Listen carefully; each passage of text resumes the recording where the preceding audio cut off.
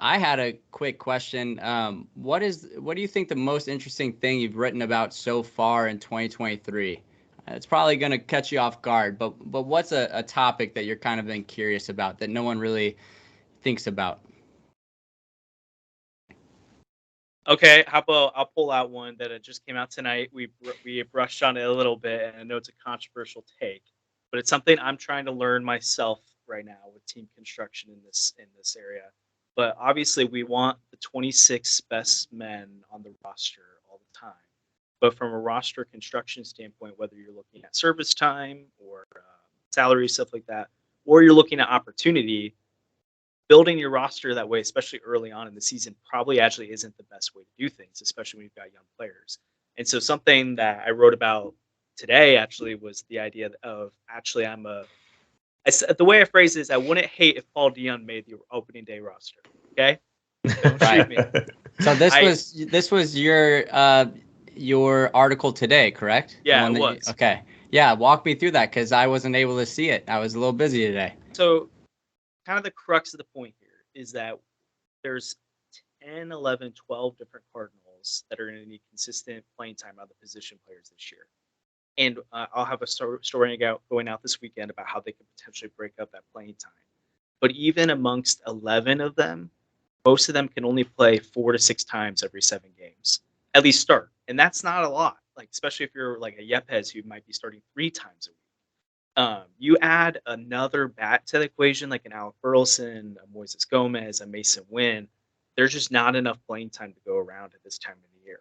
And so from where the Cardinals are at right now, which is actually, I mean, you think back even 3 or 4 years ago, this roster, you could barely have a 5th hitter in the lineup that was quality. Now you're like, I've got 11, 12 that I want to fit on this roster.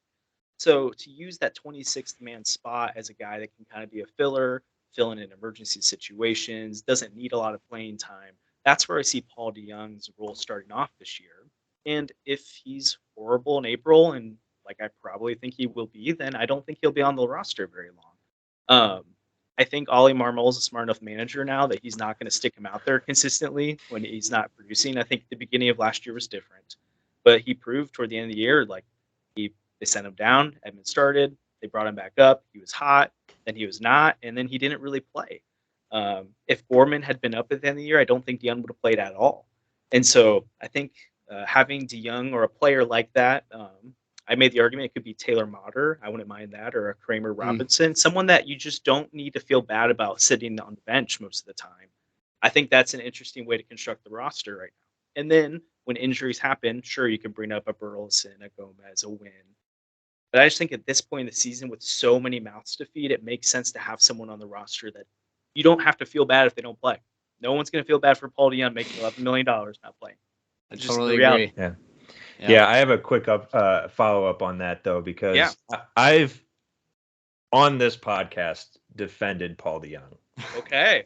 I don't know if you saw our episode, but we did a roster draft where we tried to pick from the 26-man roster and pick the best Cardinals that we thought would end the season with the best results. And it was coming to the last rounds. Brendan picked smart, and he was picking all his pitchers last. I picked dumb, and I was picking like bench players last. And I had to pick Paul DeJong. And my thought process is that he has been putting in the work.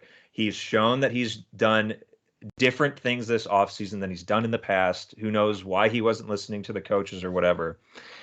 But I mean, it seems like hell he wants to be on the bench. He's not. I mean, it hurts when it hurts his back when he bends down to pick up a ground ball. It hurts my back when I bend down to pick up anything also. Like, come on, man. So I didn't want to be in this camp because I hate this idea, but I am completely fine now that, I mean, especially since this spring was kind of the 10th last straw for Paul DeJong. That, like, let's just get rid of him. I mean, come on. I don't want to again be that guy, but like I would not care if we just let him go, opened up another spot on the 40-man so that we have 38 spots instead of 39 that we're at now, and just get rid of him because I had a sympathetic pick for him. I'm no longer sympathetic for the guy. I will defend Josh a little bit because what if you do have that guy like Mason Wynn that you call up, that flashy player that needs reps every single day. Like, I would like to keep Wynn in AAA to see those at bats, and he's so young, you don't want to rush him up to the big leagues and then sit on the bench. So I can see it both ways, but then again, you got 2 open roster spots at that point. So I don't know. It is weird, but I do see DeJong staying on the opening day roster for sure. I don't see a reason not to. I think a lot of these guys are going to have to prove that they shouldn't be on the roster, like Tyler O'Neill, Dylan Carlson, guys like that.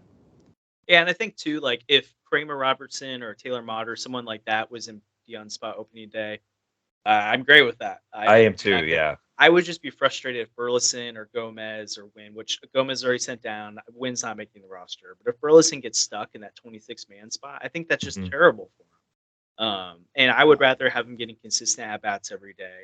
So, and I mean, I hate the contract argument, but for a month, I don't mind him playing 5 games and seeing if the 11 million's worth, it's not going to be worth it. Salvage anything from it.